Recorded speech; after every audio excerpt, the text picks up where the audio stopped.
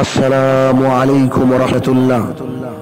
মহান আল্লাহ সুবহানাহু ওয়া তাআলা বলেন, ওমা খালাকতুল জিন্না ওয়াল ইনস ইল্লা লিয়াবুদুন, আমি মানুষ এবং জিনকে তৈরি করেছি তারা কেবলমাত্র আমার ইবাদত করবে। হে পৃথিবীবাসী, এই দুনিয়াটা হচ্ছে আমাদের জন্য পরীক্ষা কেন্দ্র। পরীক্ষা কেন্দ্রে কেউ বিলেল্লাপনা করে, পরীক্ষা কেন্দ্রে কেউ ঘুমিয়ে থেকে সফলতা অর্জন করতে পারে না। অতএব এই দুনিয়ার বুকে যতক্ষণ আপনি থাকবেন ততক্ষণ আপনার সময় অতিবাহিত হচ্ছে পরীক্ষার মধ্য দিয়ে।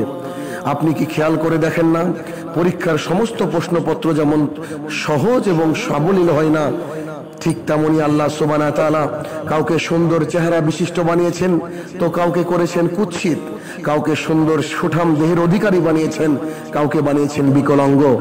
হে পৃথিবীবাসী, শুনে রাখুন, এই বিকলাঙ্গতা, আপনার এই সুন্দর চেহারা সবই আল্লাহ সুবহানাহু ওয়া তাআলার সৃষ্টি। এটা হচ্ছে আপনার আমার জন্য এক বিশেষ পরীক্ষা। রাসূল সাল্লাল্লাহু আলাইহি ওয়াসাল্লাম বলেন যে এই পৃথিবীর বুকে আপনার জন্য সুস্থতা হচ্ছে অন্যতম নিয়ামতের একটা নিয়ামত। সুস্থতা যে কত বড় নিয়ামত তা আপনি বিকলাঙ্গ ব্যক্তির দিকে তাকালে বুঝতে পারবেন। এই পৃথিবীর বুকে বহু মানুষ রয়েছে যারা নিজে হাতে খাবার পর্যন্ত খেতে পারে না। এই পৃথিবীর বুকে বহু মানুষ রয়েছে যারা সুন্দর করে অজুটুকু করতে পারে না। সবই যেন আল্লাহ সুবহানাহু ওয়া তাআলার পরীক্ষার মধ্যে আমরা অতিবাহিত করছি। হে প্রিয় যুবক যুবতী ভাই ও বোনেরা, তুমি তোমার দাদাকে খেয়াল করো, তুমি তোমার বাবাকে খেয়াল করো। তারাও একদিন তোমার মতো তরতাজা তরুণ ছিল, কিন্তু আজকে তাদের চামড়া ঝুলে গেছে, আজকে তারা দুর্বল হয়ে গেছে।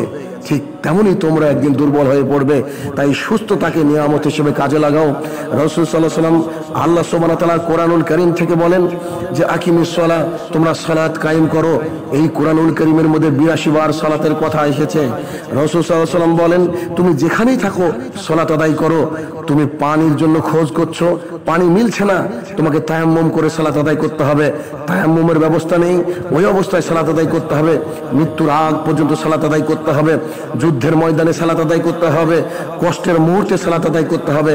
সালাত ছাড়া এই পৃথিবীর বুকে তুমি কি খেয়াল করনি ভিখারীদেরকে কেমন করে তোমার দরবারে যেমন এসে হাত পাতে, ঠিক তেমনি তুমি কিয়ামতের মাঠে নিঃস্ব ভিখারি মিসকিনে পরিণত হয়ে যাবে।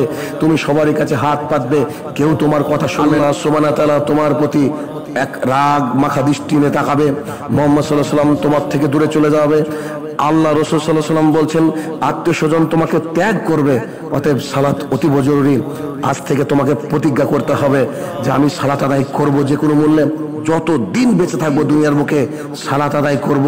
সালাত অনেক বড় নিয়ামত। সালাত ছাড়া আল্লাহর সান্নিধ্য লাভ করা যায় না। নামাজ ছাড়া মুহাম্মদ সাল্লাল্লাহু আলাইহি ওয়াসাল্লামের ভালোবাসা অর্জন করা যায় না। নামাজ ছাড়া একজন মানুষ ভিখারি মিসকিন। তাই মৃত্যুর আগ পর্যন্ত তোমাকে সালাত আদায় করতে হবে যে কোনো মূল্যে। আল্লাহ আমাদেরকে শুভ বুদ্ধির উদয় করুক, আমিন। আসসালামু আলাইকুম ওয়া রাহমাতুল্লাহি ওয়া বারাকাতুহু।